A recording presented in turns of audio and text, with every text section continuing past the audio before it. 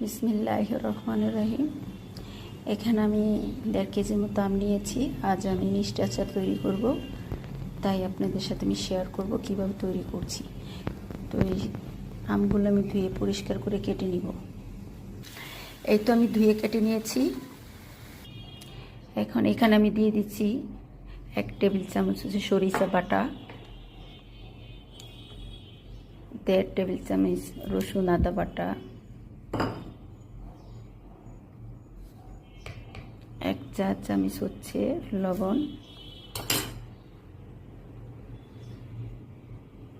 1 চা চামচ হচ্ছে মরিচের গুঁড়ো, 1 চা চামচ হচ্ছে হলুদের গুঁড়ো। এখন আমি সবগুলো মেখে নিব। আমার মাখানো শেষ। এখন আমি রোদ্রে দিব একদিনের জন্য। এই তো আমি এখন থালায় সাজিয়ে নিয়েছি। এখন আমি রোদ্রে শুকাবো।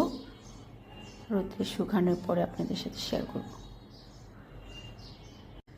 আলহামদুলিল্লাহ, আমটাকে আমি শুকিয়ে নিয়েছি রোদ্রে।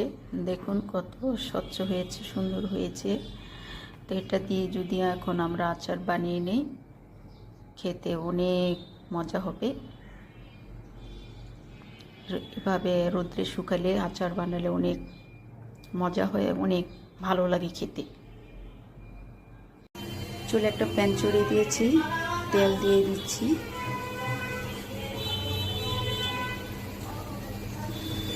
দেড় কাপের মতো তেল দিয়ে দিচ্ছি।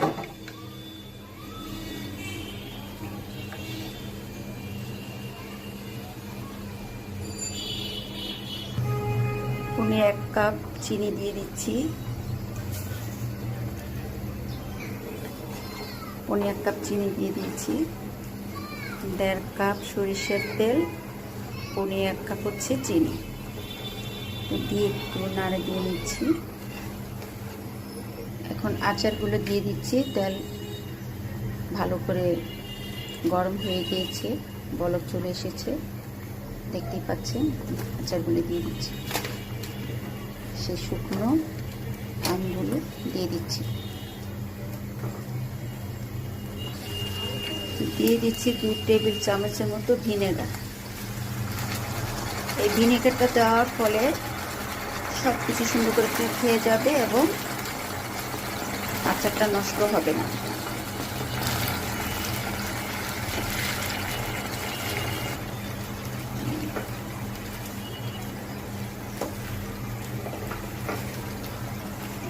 নেড়ে দিচ্ছি ভালো করে।